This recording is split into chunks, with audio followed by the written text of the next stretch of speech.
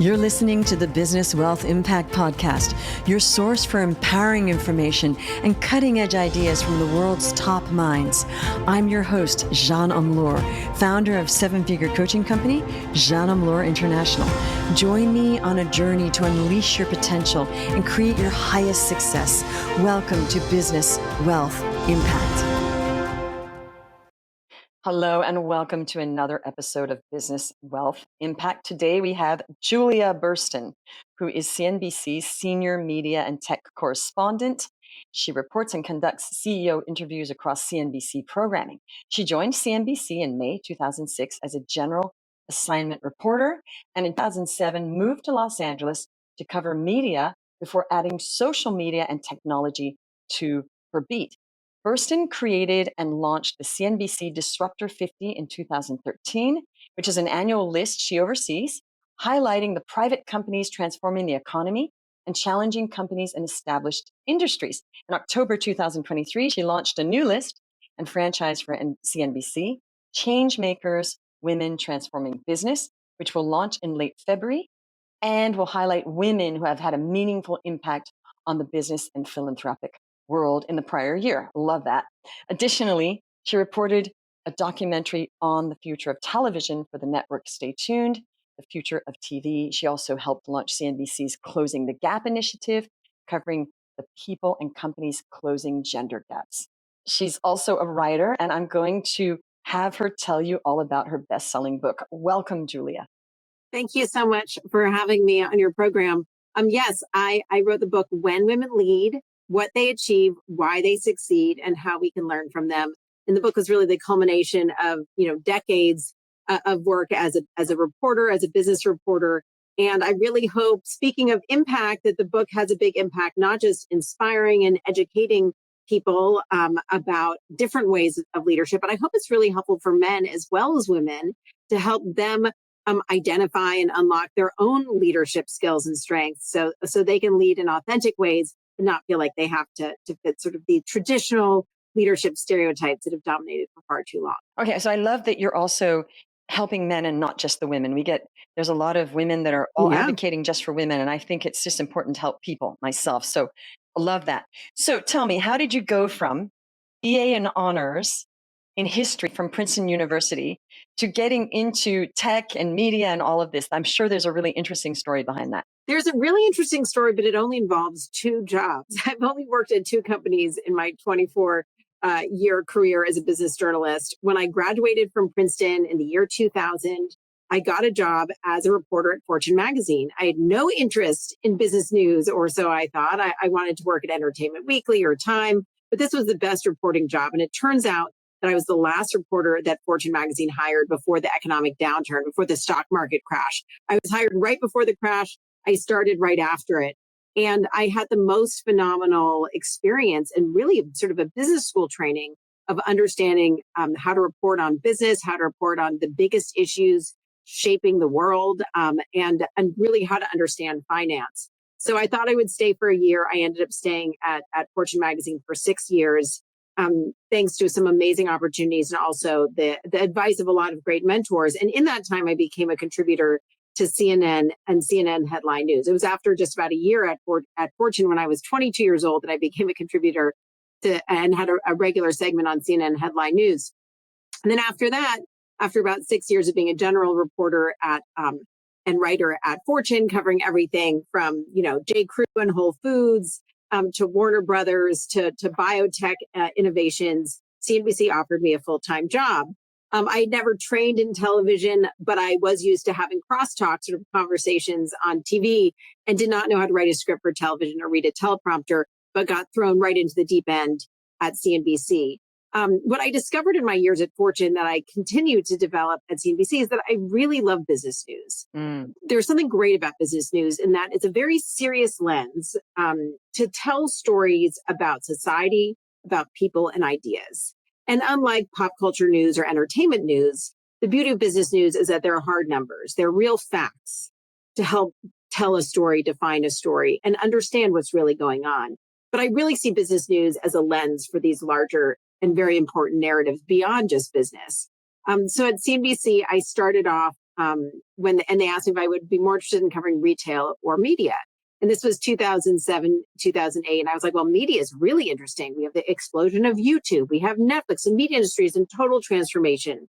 So I started covering media. And then quickly, as someone who was fascinated with innovation, I had done some biotech stories back at Fortune. I loved innovation. I said, I want to cover social media. I want to see what these companies are doing. And I covered Facebook through its IPO. And I realized that we needed to do something at CNBC to get these private companies on the radar of our viewers much sooner. So I created the Disruptor 50 list to allow us to follow the innovative, fast-growing startups long before they go public, because the Disruptor 50 is private companies. And then from there, I really fell in love with this idea of telling stories of women business leaders, because what I saw in interviewing the female CEOs of the Disruptor 50, that they were very rare. Currently, female CEOs draw just 2% of all venture capital dollars. Female-founded startups draw just 2% of venture capital dollars. Female CEOs of the Fortune 500, it's just 10% of the Fortune 500 right now. So the women were incredibly rare. Despite what seemed like there had been progress in gender equity, still incredibly rare in terms of representation and leadership. But they were doing things differently. They were innovating. And I wanted to tell the stories of how those women had managed to defy those odds, because I figure we live in a society that celebrates anyone who's defied odds. And I knew that everyone, male or female, would really benefit from learning from the women who'd managed to succeed despite so many odds against them. So that inspired me to write my book, When Women Lead.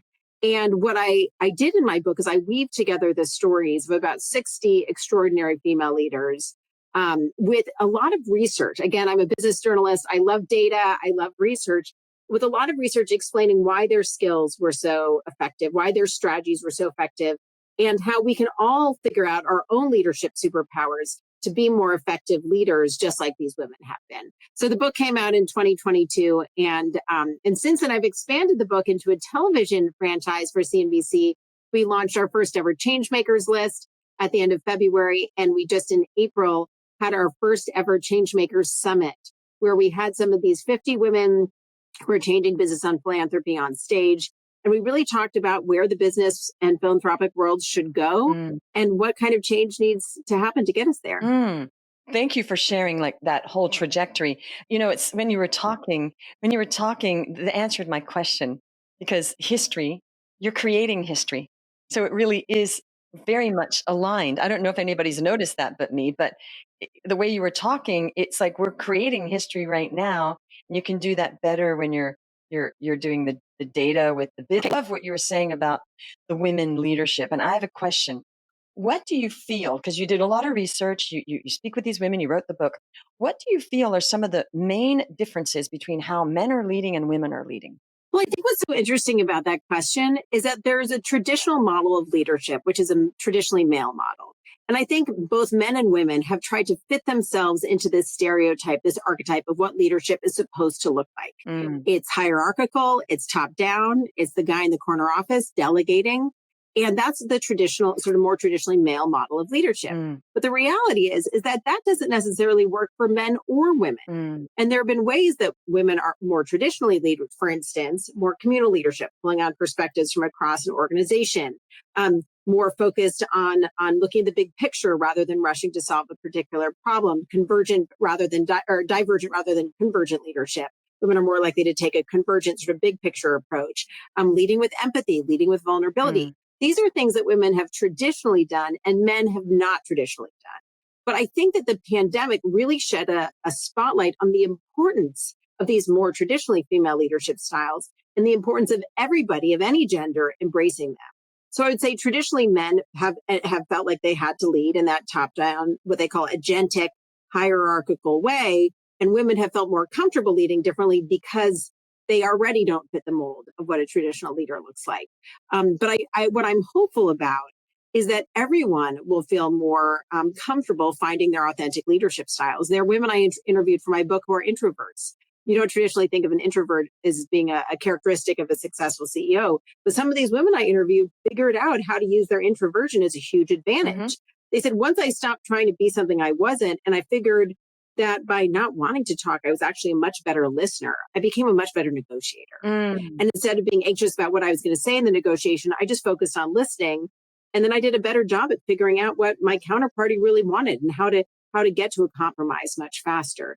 So I think it really comes down to, at the end of the day, authenticity. And we're all going to need to lead in our own unique ways. And the more we can figure out what we individually are really good at, what we like doing, what we thrive in, then we'll do a better job at surrounding ourselves with people who can complement us and stop trying to make ourselves into something that we're not. Okay, I was just thinking that authenticity is always the answer. So it's really about figuring out what each individual brings to the table and not try to fit ourselves in a box that's not even better. It's just a box, and nobody fit into that box. And certainly the question is, how do we do that? Okay, so let's talk about your opinions and views on the future. I know you did the documentary on the future of TV. What is your view about how AI is going to affect media and tech, actually? Well, mainly media. Well, I'll say AI is affecting everything. Mm-hmm. AI is not only going to affect media, AI is impacting every different industry. Mm-hmm. And, in my book, I go look at the lens of technology companies because technology is so impactful in everything we do. My Disruptor 50 list is looking at how technology is impacting every single industry, whether it's education or agriculture, or building, or it's just, there's no question that every industry is going to be disrupted by tech. Mm-hmm. What I'm seeing with AI is that we're seeing an AI acceleration in every industry, but we're also seeing AI disruption. I'm working on a series for CNBC called AI Impact. And every month we look at a different sector. So for instance, on Valentine's Day, we looked at how AI is impacting dating. We did one around the Oscars about how AI is impacting entertainment and content creation. So to me, there's no doubt that we will see AI tools, whether it's in advertising or in fashion design, speed things up, maybe make some jobs or roles irrelevant. But at the same time, we're also going to see that AI is going to create new and different jobs. So I think there will be some destruction of jobs, some opportunity, and every industry will work a little bit faster, maybe a little bit smarter, maybe a little bit more efficiently, because they're going to have these tools to maybe get the brainstorming phase done. I don't think AI is going to fully replace humans, at least not for a long time, but there's some jobs that are going to be either condensed or sped up. I talked to a lot of people about sort of AI legal assistants, this idea that one paralegal is going to be able to do the job of 20 paralegals, in a matter of months, because each paralegal might have those AI tools to do that now. So I think it's just really, it's every single industry, not just media. But 100%. It's just that you're the expert at that. Definitely some jobs will not be needed. But already in media, we can, speak to text and create a video. So certainly it's going to speed a lot of things up with media. So interesting. So I'd love to hear about the gender gap. What is going on with the gender gap? Improved much? Because we've had this conversation going on for years now with the gender gap. It's just almost, it's like a broken record. How much progress has been made recently with the gender gap? I think it's interesting because after the Time's Up Me Too movement of 2016, 2017, a lot of companies made announcements. They created diversity groups. There was a sense of a perception of progress. But I think the perception of progress is greater than actual progress. And if you look at the most powerful roles in business, just 10% of the Fortune 500 CEOs are women. And that's actually down from some jobs that were appointed during periods of incredible economic uncertainty. There's a phenomenon called the glass cliff phenomenon, where women are more likely to be put into senior leadership roles at a time when there's major economic uncertainty, which is not bode well for anything. The women do tend to outperform in those times. So you have 10% of the Fortune 500 in the venture capital world, in the very important world of tech. The percentage of VC funding that goes to female-founded companies has actually declined. For the decade between 2011 and 2021, it was an average of about 3% of all VC dollars that went to female founders. That number has now declined to less than 2%. So in some areas, there's been little progress or actually things going the wrong direction.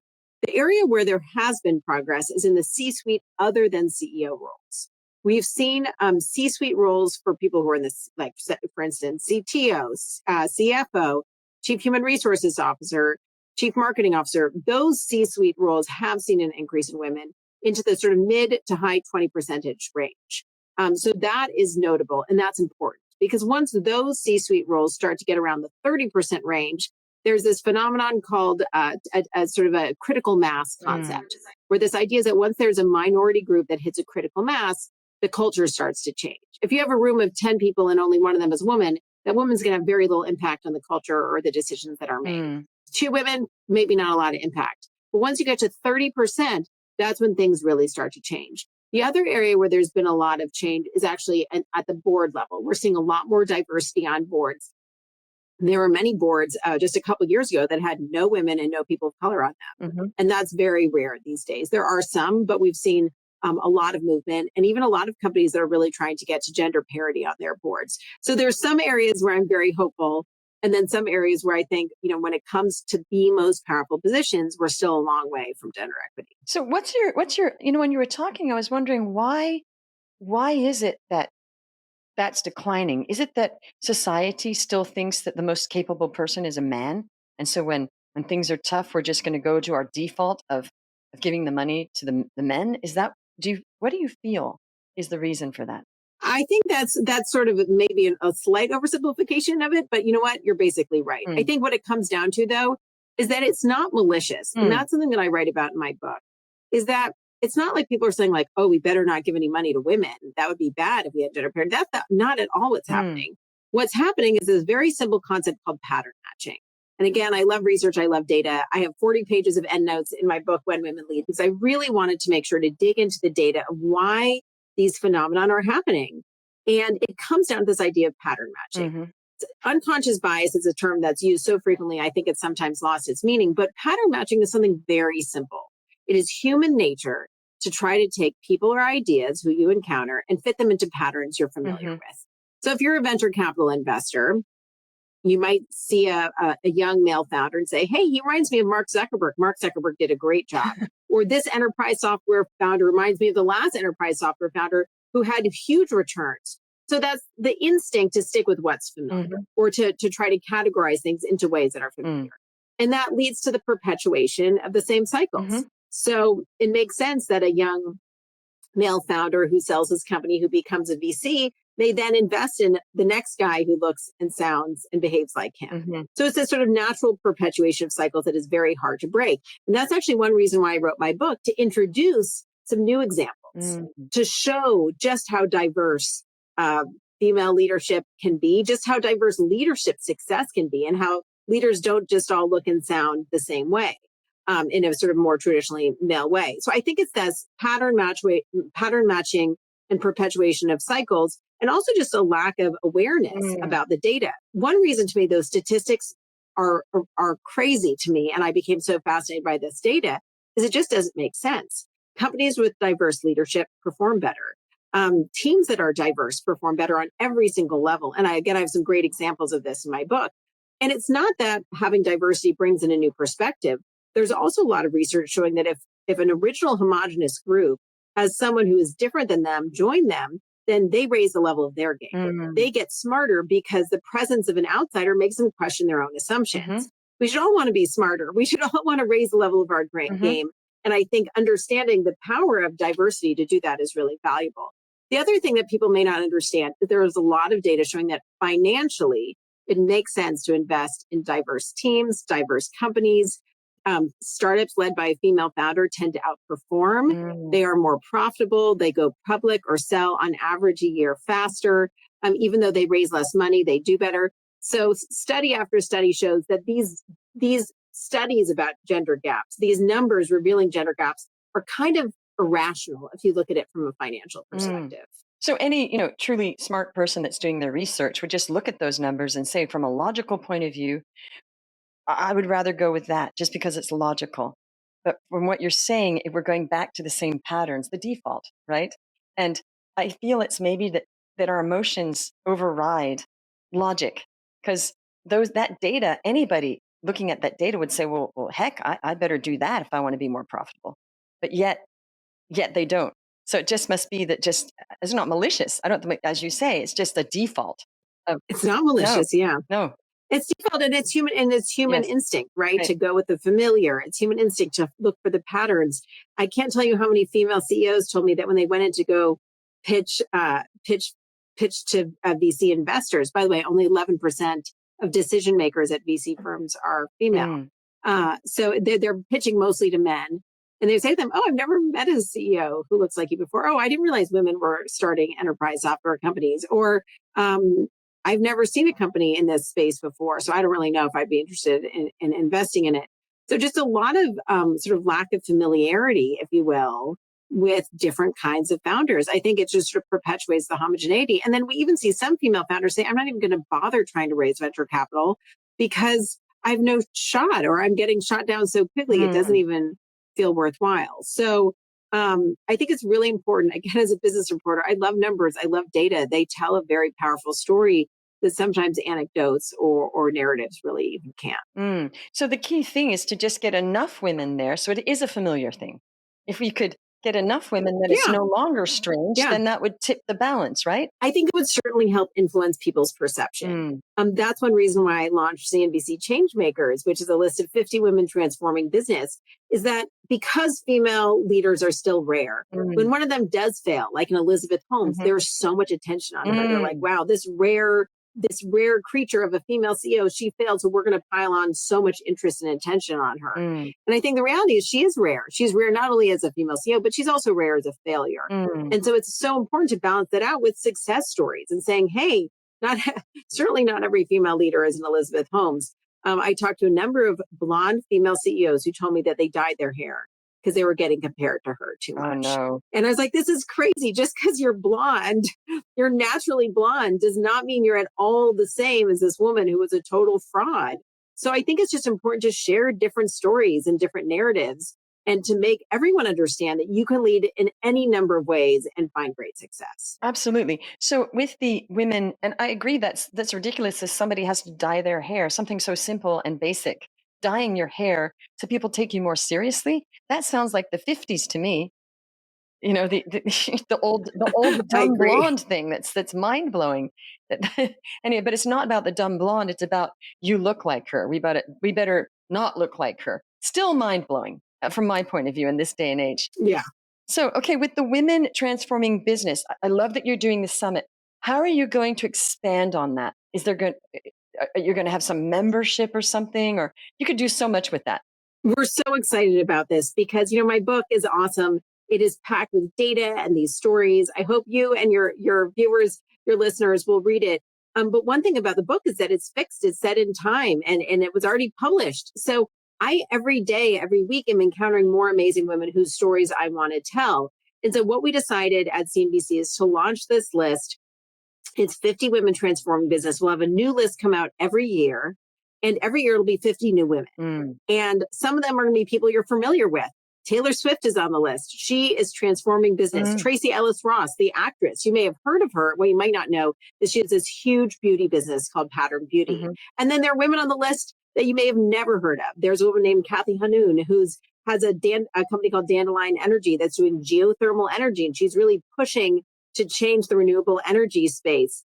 Or Svanika Balasubramanian, who has a company called Repurpose Global that's taking plastic out of the environment and helping big companies reduce their plastic impact. So Mm. the idea of this list is to celebrate these women who are driving change, not just succeeding. There are other lists that are just celebrating women are succeeding, Hmm. but these women are having an impact, driving change in their industry and other industries, setting new examples for what leadership and business can look like.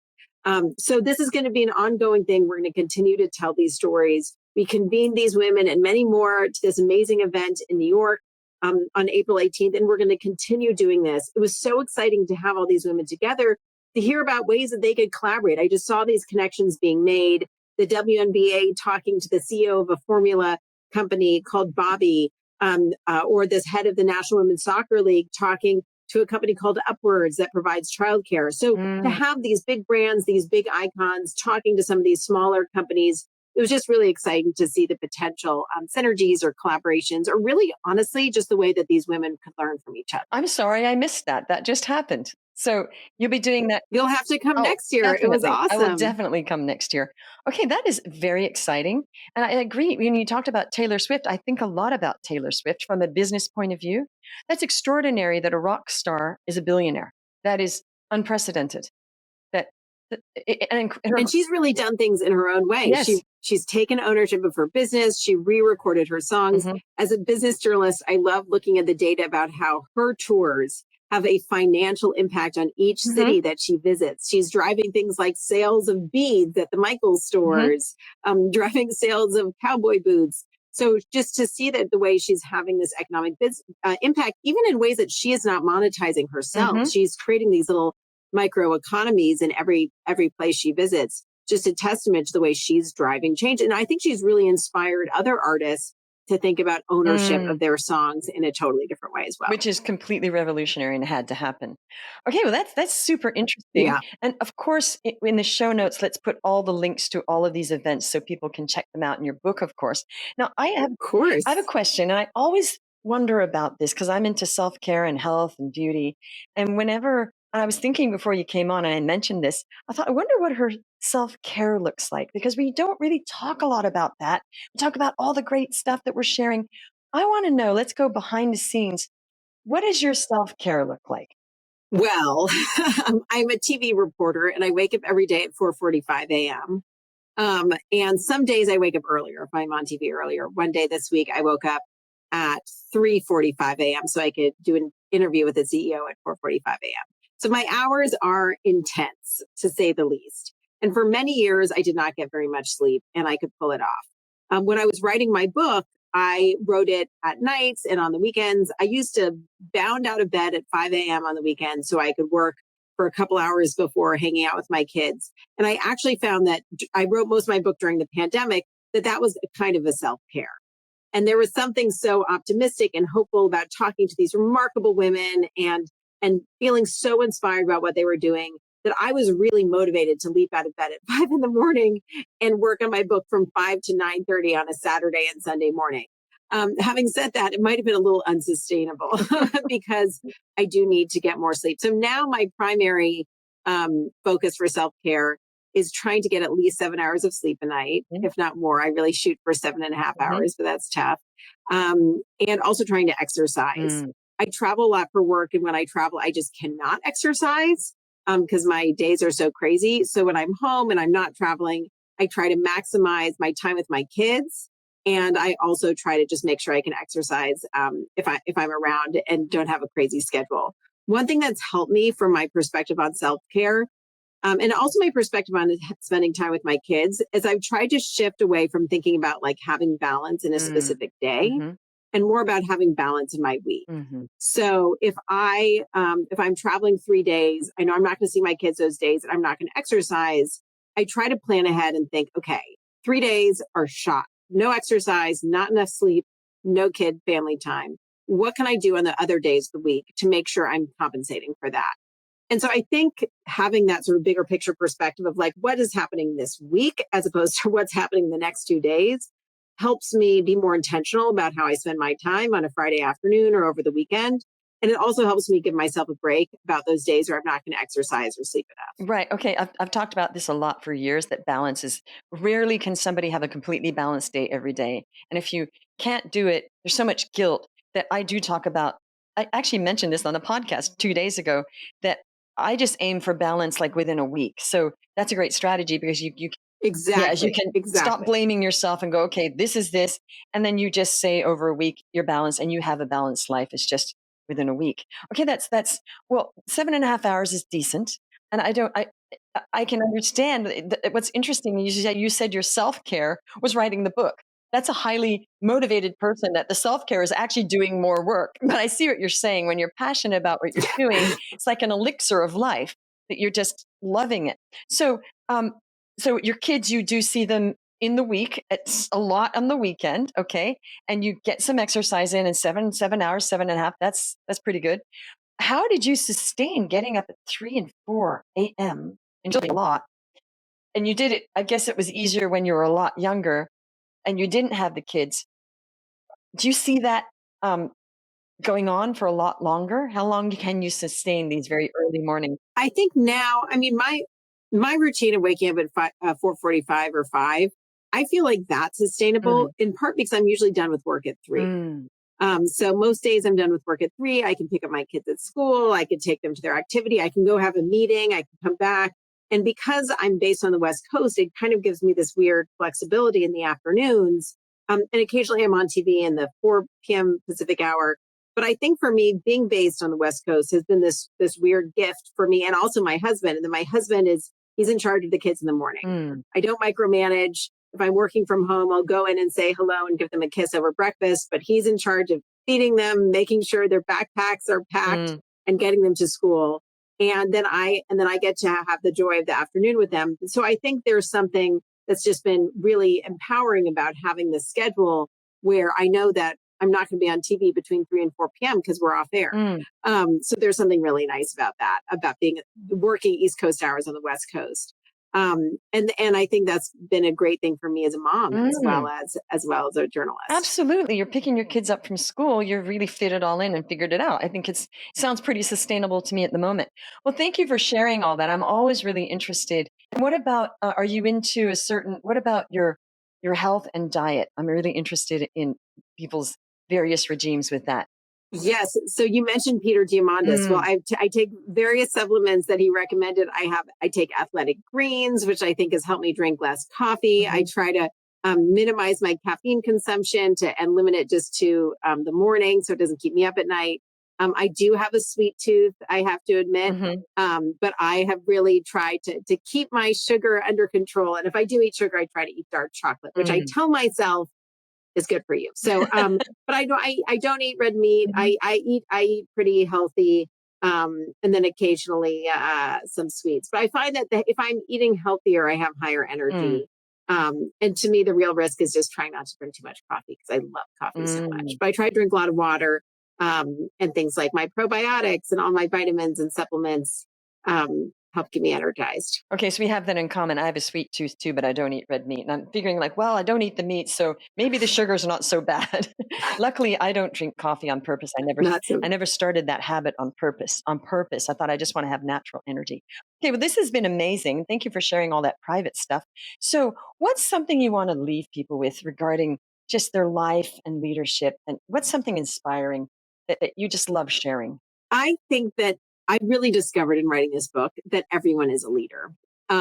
A couple months into the process, someone referred to me as a leader, and I was so confused. I thought they had misspoken. I was like, "What do you mean? No, you're the leader. I'm just the journalist." And they said, "No, everyone is a leader in their own way. Whether you're a leader in your family or your household or a team at work, or now I'm leading this initiative of Changemakers. We're all leaders, and I think that that's very exciting to realize, and that we can also lead in our own ways. I love collaborating with teams. I love brainstorming. And I think shifting my perspective on myself to understand that I have these leadership skills and strategies that I might love, I might need to work on, I might have an opportunity to develop.